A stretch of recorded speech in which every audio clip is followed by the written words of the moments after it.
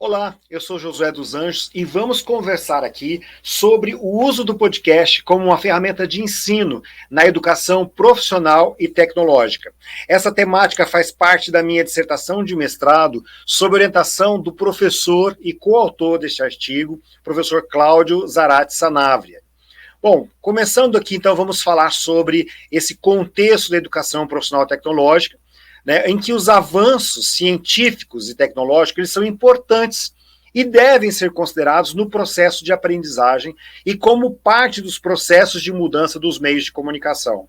São fatores a serem levados em conta para melhor entendimento do contexto social e histórico. Então, podemos perguntar aqui, em como proceder e estabelecer metodologias que abarquem o avanço tecnológico diante de uma formação majoritariamente desigual da educação brasileira. No Brasil, a desigualdade educacional ela é parte da Constituição Histórica Nacional e cuja modernização apresentou e ainda continua apresentando um caráter muito conservador, associado à valorização do capital, interdependente de democracia e restrita, e cujos esses processos de revolução histórica foram extremamente passivos. E mesmo com as reformas educacionais, ainda representam um caráter autoritário. O nosso estudo aqui, ele parte de um pressuposto da tendência pedagógica libertadora de Paulo Freire, com base na realidade do educando, de forma crítica para essa transformação social. E Freire, ele aponta que a educação ela é um processo de troca entre os iguais, em um sistema comunicacional, no qual tanto o educador quanto o educando, eles aprendem. E essa relação horizontal entre ambos os faz se posicionarem como sujeitos do ato de conhecimento. O professor, então, ele deixa de ser o centro do processo educativo e passa a respeitar os conhecimentos e experiências do educando. Essa prática pedagógica, ela valoriza a experiência vivida e também dá mais atenção à aprendizagem do grupo, extraindo daí uma problematização da vida prática desses educandos, fazendo com que sejam criados esses conteúdos de ensino. Para Paulo Freire, não há um único modelo de educar. Os métodos de educação, eles vão variar de acordo com o tempo, o espaço e as formas de relação desses sujeitos com o conhecimento. E mesmo a ideia do que é essa educação. Então, a gente deve revisitar para avaliar os objetivos e essas práticas educativas. Claro, que é necessário aí que os educadores eles tenham um conhecimento e um domínio quanto ao uso das tecnologias digitais, da informação e comunicação e também das mídias. A escola ela deve contar com uma boa estrutura, tem que existir investimento na formação desses profissionais e também nos currículos que trabalhem essas novas tecnologias. Esses recursos devem ser utilizados para compreender como influenciam e alteram as relações e transformações sociais, viabilizando então a transformação e essa flexibilização do currículo escolar, voltado então para a interdisciplinaridade. Agora, com isso também há um risco de que fique restrito somente a projetos e não alcance a maioria das escolas. Por isso é necessário que haja uma formação profissional do educador, que ao mesmo tempo ele é docente, ele é consultor e também ele é pesquisador. O desenvolvimento das tecnologias digitais da informação e comunicação traz a necessidade de empregar no processo educativo novos e diferentes recursos tecnológicos, tanto para o contato com conhecimentos previamente sistematizados, quanto também para se construírem novos conhecimentos. E é essa expansão que acaba com aquela fronteira entre o espaço físico e virtual, criando aí um espaço híbrido. A diversidade e as novas formas de comunicação que a cultura digital proporcionam demandam aí uma relação, aí uma ação de revisão de metodologias de ensino. A educação ela precisa entender que as mudanças atuais, para reconhecer com que essas plataformas digitais possuem, demandam um grande potencial de informação, de instrução e de informação, e de formação dos sujeitos. Paulo Freire, ele reforçou que a tecnologia ela deve ser entendida como um instrumento facilitador no processo educacional. e, para tanto, ele deve ser entendido enquanto sua função e sua finalidade pedagógica. E pensando aqui, né, a educação profissional tecnológica e o uso das tecnologias no ensino, nós percebemos que vai ultrapassar o ensino de práticas operacionais e vai adquirir um caráter de união entre o trabalho, a tecnologia, a ciência e a cultura.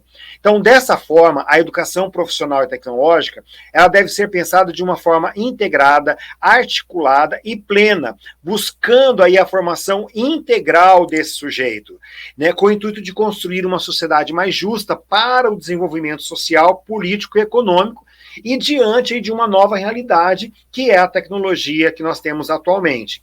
E as tecnologias digitais da informação e comunicação podem contribuir para a prática pedagógica, aliando aí a tecnologia e também a educação. Bem, mas o objetivo aqui, né, o objeto do nosso estudo é o podcast. E ele deve ser utilizado, né, pode ser utilizado como uma ferramenta de ensino. Trata-se aí de um arquivo de áudio que é compartilhado tanto por plataformas de streaming, como também em websites ou até mesmo em aplicativos de redes sociais. O podcast aí permite, na sua forma, a utilização de textos, imagens, áudio, vídeo e também hipertexto, e é muito fácil de ser utilizado e apresenta uma grande variedade de servidores que vai disponibilizar esse conteúdo gratuitamente. O podcast ele pode ser utilizado em diversos contextos, desde negócios até mesmo programas jornalísticos de caráter científico e também na educação. No cenário aqui do ensino e aprendizagem, o podcast ele pode ser utilizado como uma tecnologia alternativa e que pode ser aplicado tanto na modalidade de ensino à distância, como também um complemento ao ensino presencial, com arquivos contendo aulas, documentários, entrevistas. Os alunos, eles podem aprender independentemente do tempo e do espaço, uma vez que eles podem ouvir isso em qualquer ambiente. E também a relação com a facilidade de produção e publicação deste conteúdo, que alia rapidez com o processo de criação deste conteúdo. Bom, mas para tornar isso real, né, o docente e os estudantes, eles podem se utilizar de aparelhos mobile, como um celular, o tablet, ou até mesmo um computador para gravar, editar e compartilhar os episódios que eles produziram. O podcast, ele pode ainda trazer um maior interesse na aprendizagem dos conteúdos, apresentando aí um novo formato. Ele pode representar um recurso auxiliar aos diferentes ritmos e dificuldades de aprendizagem dos alunos, uma vez que o áudio, ele pode ser reproduzido aí inúmeras vezes. Ele pode ser ouvido tanto em sala de aula, como também fora do ambiente escolar. Bom, enfim, ele pode ser um estímulo aí de participação ativa desses estudantes. Diversos estudos já foram realizados sobre o podcast, e eu quero trazer aqui para vocês alguns estudos já realizados, né, alguns pontos sobre esse uso do podcast no processo educativo.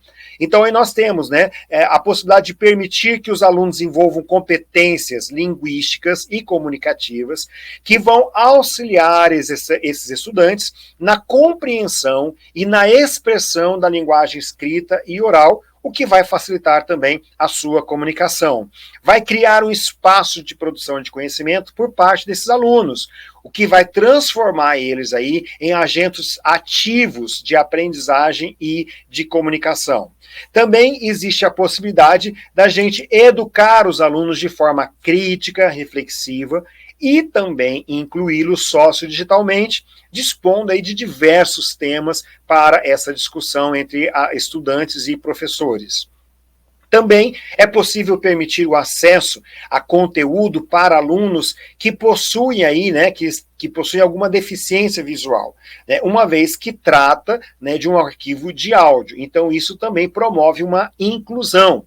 Também a utilização das tecnologias digitais, né, da informação e comunicação para construir e disponibilizar material por meio dessas mídias digitais de uma forma muito criativa e dinâmica. Então, isso aumenta também a interação entre os alunos e os seus professores. E, por fim, também desenvolver uma habilidade de escrita e de produção de conteúdo, como também a pesquisa e desenvolver a oralidade durante a gravação desses episódios do podcast. E, por fim, facilitar este acesso de conteúdo online a esses alunos, uma vez que não é preciso aí que a turma inteira esteja conectada ao mesmo tempo a essa rede disponível na escola, ou até mesmo criar aí, né, um ambiente mais favorável. Eles vão justamente para um ambiente diferente da sala de aula tradicional e daquelas salas de acesso, daqueles computadores escolares. Então a gente tem esse estudante muito mais integrado com novos ambientes de estudo. Para fechar aqui nas nossas considerações, eu quero partir da pedagogia de Paulo Freire, pensando no contexto do ensino profissional tecnológico, né, que foi abordado aqui neste trabalho, com a aplicação do podcast como instrumento facilitador no processo de ensino-aprendizagem.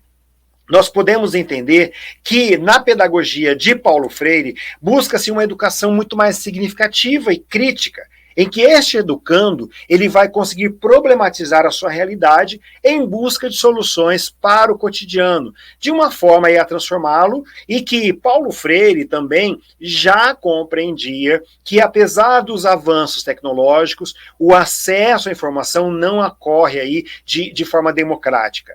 Portanto, esses meios midiáticos, eles transmitem uma ideologia dominante, impositiva e desigual. Então, é preciso pensar o processo educativo mais flexível, dialógico e acessível a todos. Também podemos perceber a necessidade do diálogo constante entre educador e educando, sendo que esse educador ele é visto como um facilitador na construção do conhecimento. Então, a educação aliada ao uso das tecnologias digitais da informação e comunicação deve apresentar qualidade, organização prévia, planejamento adequado e prever as etapas formativas e as adequações necessárias no processo de aprendizagem.